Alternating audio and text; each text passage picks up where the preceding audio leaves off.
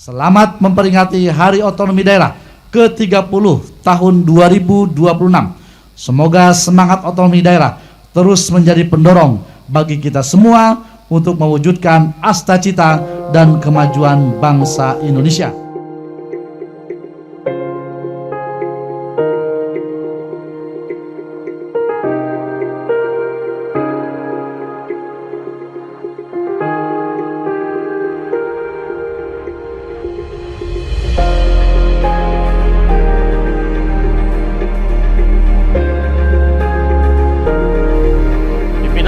Saya ambil alih. Masing-masing pemimpin barisan dapat kembali ke samping kanan barisan. Jangan!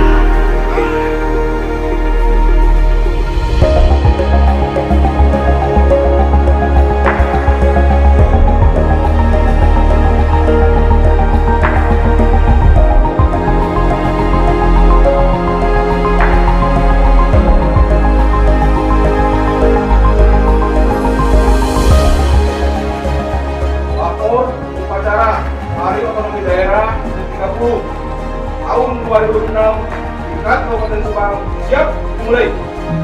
Silakan.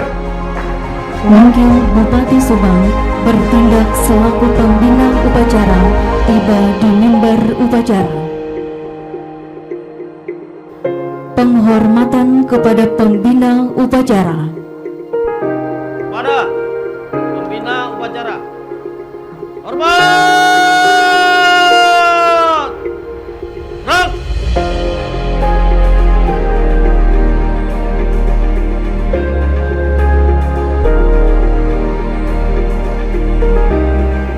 Lapor upacara peringatan Hari Otonomi Daerah ke-30 tingkat Kabupaten Subang, Senin 27 April 2026. Yap, dimulai. Lanjutkan. Lanjutkan. Sejarah singkat otonomi daerah. Kebijakan desentralisasi dan otonomi daerah telah dimulai sejak zaman kolonial. Pada tahun 1903, pemerintah kolonial Belanda mengeluarkan desentralisasi WET yang merupakan kebijakan otonomi daerah pertama di Indonesia. Setelah 17 Agustus 1945 Indonesia merdeka, pemerintah mengeluarkan Undang-Undang Nomor 1 Tahun 1945 yang menitik beratkan azas dekonsentrasi, mengatur pembentukan Komite Nasional Daerah, Karesidenan, Kabupaten dan Kota berotonomi.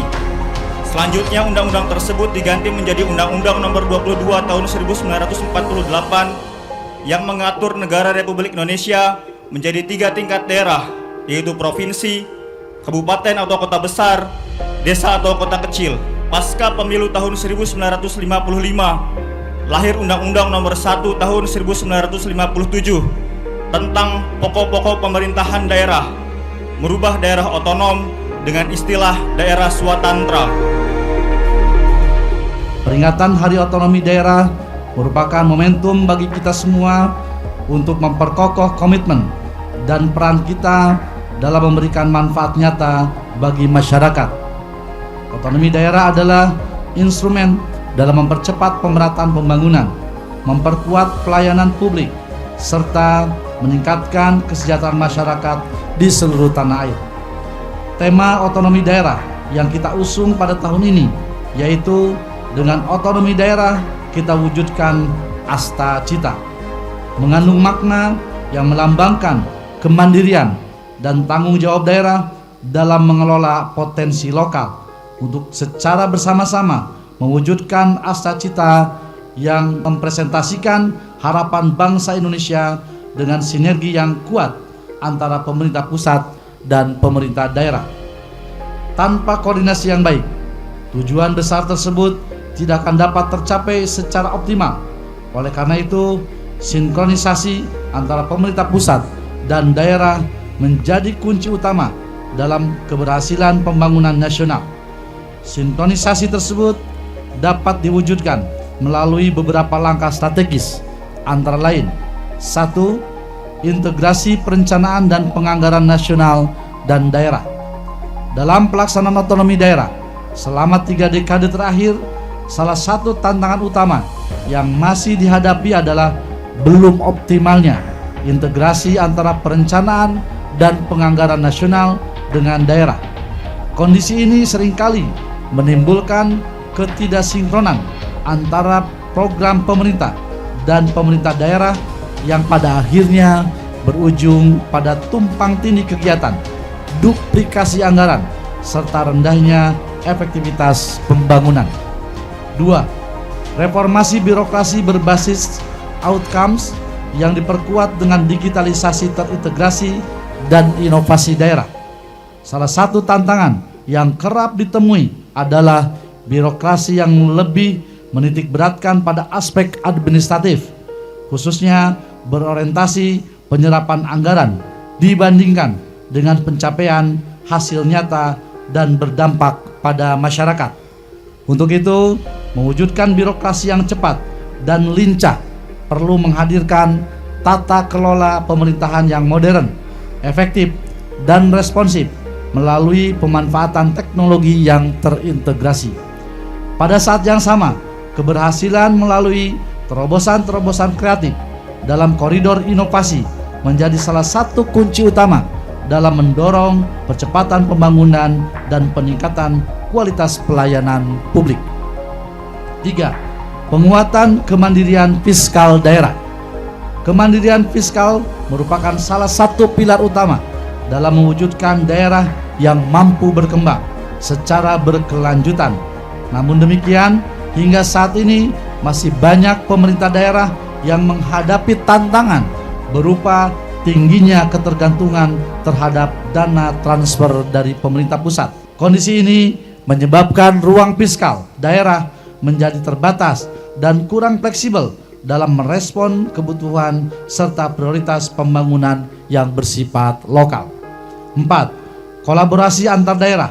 Dalam pelaksanaan otonomi daerah, setiap daerah diberikan kewenangan untuk mengatur dan mengurus urusan pemerintahannya masing-masing. Namun, dalam prakteknya masih sering dijumpai bahwa daerah cenderung berjalan sendiri-sendiri dalam merencanakan dan melaksanakan pembangunan tanpa memperhatikan keterkaitan dengan wilayah lain di sekitarnya. Padahal berbagai persoalan strategis seperti transportasi, pengelolaan lingkungan, pengendalian banjir, pengolahan sampah, hingga pengembangan ekonomi merupakan isu lintas wilayah yang tidak dapat diselesaikan secara parsial oleh satu daerah saja. 5. Fokus pada layanan dasar dan pengentasan ketimpangan. Tujuan utama pembangunan pada tingkat pertama adalah pemerintah mampu memenuhi layanan dasar masyarakat serta mengurangi ketimpangan antar wilayah. Namun demikian, hingga saat ini masih terdapat kesenjangan yang cukup nyata dalam akses dan kualitas layanan dasar seperti pendidikan, kesehatan, air bersih, sanitasi, serta perlindungan sosial, terutama antara daerah maju dan daerah tertinggal, terluar, dan terpencil. 6. Penguatan stabilitas dan ketahanan daerah. Dalam dinamika pembangunan nasional dan pelaksanaan otonomi daerah, tantangan yang semakin kompleks menuntut pemerintah daerah untuk tidak hanya fokus pada pertumbuhan, tetapi juga pada penguatan stabilitas dan ketahanan daerah. Namun demikian, realitas di lapangan menunjukkan bahwa masih banyak daerah yang rentan terhadap berbagai krisis, baik krisis ekonomi, ketahanan pangan, maupun bencana alam yang semakin meningkat akibat perubahan iklim. Hadirin yang saya hormati, otonomi daerah memberikan ruang bagi daerah untuk berinovasi dan mengembangkan potensi lokal. Namun, pelaksanaannya harus tetap berada dalam kerangka Negara Kesatuan Republik Indonesia. Oleh karena itu, keseimbangan antara kemandirian daerah dan kepentingan nasional harus senantiasa dijaga. Capaian pelaksanaan otonomi daerah di usia ke-30 tahun ini menjadi pijakan yang terus mengoptimalkan penyelenggaraan pemerintahan dan meningkatkan pelayanan publik di tengah-tengah tantangan dan dinamika yang ada. Tantangan dalam penyelenggaraan pemerintahan dan pembangunan yang kita hadapi tidaklah mudah. Namun dengan kerjasama, sinergi, antar pemerintah pusat dan daerah, saya yakin kita bisa menghadapinya. Di sisi lain, kita harus memperkuat koordinasi dan kolaborasi antar tingkatan pemerintahan untuk memastikan agar setiap kebijakan yang diambil implementatif dan tepat sasaran di daerah.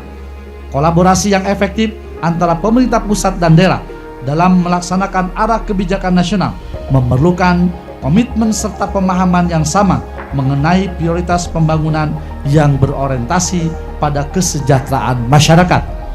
Oleh sebab itu, penting bagi pemerintah daerah untuk tidak hanya menjadi pelaksana, tetapi juga harus menjadi mitra aktif dalam merancang kebijakan yang relevan dengan kondisi dan potensi lokal agar Indonesia dapat berkembang secara adil dan merata.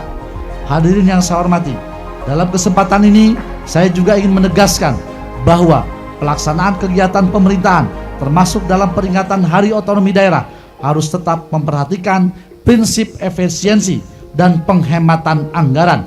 Sebagaimana arahan Bapak Presiden Republik Indonesia, seluruh pemerintah daerah diharapkan untuk 1. Menyelenggarakan kegiatan secara sederhana, tidak berlebihan dan tidak bersifat seremonial semata. 2. Mengoptimalkan penggunaan sumber daya yang ada dengan tetap mengedepankan efektivitas dan manfaat. 3. Memastikan bahwa setiap penggunaan anggaran benar-benar memberikan nilai tambah bagi masyarakat. 4. Menghindari pemborosan anggaran yang tidak memiliki dampak langsung terhadap pelayanan publik dan kesejahteraan masyarakat. Akhirnya, saya mengucapkan selamat memperingati Hari Otonomi Daerah ke-30 tahun 2026. Semoga semangat otonomi daerah terus menjadi pendorong bagi kita semua untuk mewujudkan asta cita dan kemajuan bangsa Indonesia.